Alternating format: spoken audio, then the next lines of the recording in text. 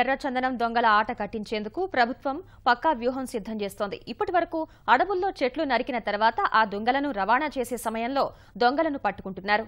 ఇప్పుడు అడవిలో చెట్లు నరక్కుండానే చర్యలు తీసుకునే అత్యాధునిక పరిజ్ఞానాన్ని పోలీసులు అందుబాటులోకి తెస్తున్నారు. ఇప్పటికే ఉన్నతాధికారులు ఇజ్రాయెల్ వెళ్లి అక్కడ అడవుల పహారా కాసే అత్యాధునిక నిఘా వ్యవస్థలను పరిశీలించి వచ్చారు.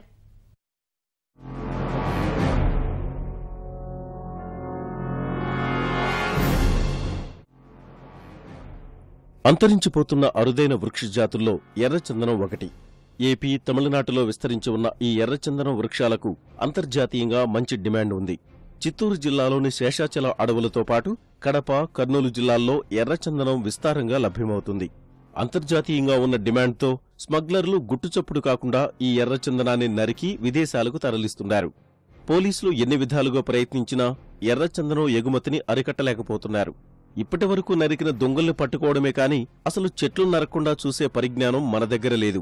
దీనిపై దృష్టి సారించిన పోలీసులు అత్యాధునిక పరిజ్ఞానాన్ని అందుబాటులోకి తీసుకొస్తున్నారు. ఎర్ర దొంగలు అడవిలోకి ప్రవేశించగానే పోలీసులకు సమాచారం చేరవేసే పరిజ్ఞానాన్ని ప్రయోగాత్మకంగా అమలు చేసే ప్రయత్నం చేస్తున్నారు.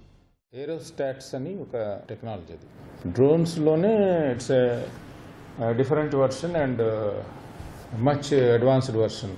ఒక బెలూన్ ఉంటుంది, బెలూన్ ద్వారా మనకి మొత్తం టోటల్ వ్యూ కనపడుతుంది. సో దానివల్ల ఏమవుతుందంటే మనకి ఎక్కడన్నా మూమెంట్ మనం ఇమీడియట్గా ట్రాక్ చేయగలుగుతాం. సపోజ్ ఎవరైనా ఫారెస్ట్లోకి ఎంటర్ అవ్వగానే మనకి నోటీస్ వస్తుంది, మనం వీ కెన్ సీ దట్. దాన్ని బట్టి ఇమీడియట్గా మనం మన పార్టీస్ వెళ్ళి వాళ్ళని పట్టుకోవడం జరుగుతుంది. ఎర్రచందనం దొంగల ఆట కట్టించేందుకు ఇజ్రాయెల్ దేశంలో అందుబాటులో ఉన్న అత్యాధునిక ఏరోస్టాట్స్ నిఘా వ్యవస్థను మన దగ్గర ఏర్పాటు చేయనున్నారు. ఇప్పటికే డీజీపీ ఆధ్వర్యంలో ఓ బృందం ఇజ్రాయెల్ వెళ్లి ఆకాశంపై నుంచి నిఘా పెట్టే వ్యవస్థను పరిశీలించి వచ్చారు. ఆ దేశానికి చెందిన ప్రత్యేక బృందం తిరుపతి, కడప జిల్లాల్లో పర్యటించి ఎంతవరకు నిఘా అవసరమనే అంశాన్ని పరిశీలించింది. 360 డిగ్రీల్లో ఆకాశం నుంచి అడవులపై నిఘా పెట్టే ఏరోస్టాట్స్ వ్యవస్థను తీసుకురానున్నారు. దీనివల్ల దొంగల ఆట కట్టించవచ్చని నిపుణులు తెలిపారు. విస్తృతంగా ఈ టెక్నాలజీని ఉపయోగించేసి మనం ఎర్రచందనాన్ని కాపాడుకోవాలి. లేకపోతే త్వరలో ఇది అంతరించిపోయే ప్రమాదం ఉంది.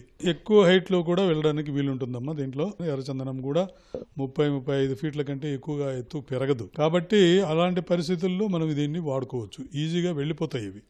ఒకవేళ ఈ చెట్లు ఉన్నా కూడా వాటికి సెన్సర్ల ద్వారా చెట్లు పక్క నుంచి వెళ్ళిపోయేదానికి దీంట్లో అవకాశం ఉంది. కాబట్టి ఈ డ్రోన్స్ని మనం ఎక్కడైనా వాడుకోవచ్చు. వీటిని ఇప్పుడు విస్తృతంగా ప్రతి దేశం కూడా దీన్ని ఉపయోగించుకుంటున్నాయి. ప్రభుత్వ లక్ష్యం నెరవేరితే అరుదైన ఎర్ర బంగారం నేలకూలకుండా అడవిలోనే రక్షణ ఏర్పడుతుంది. చెట్ల నరికివేతను అరికట్టగలిగితే ఎర్ర దొంగలకు పూర్తిగా అడ్డుకట్టపడినట్లేనని నిపుణులు అభిప్రాయపడుతున్నారు.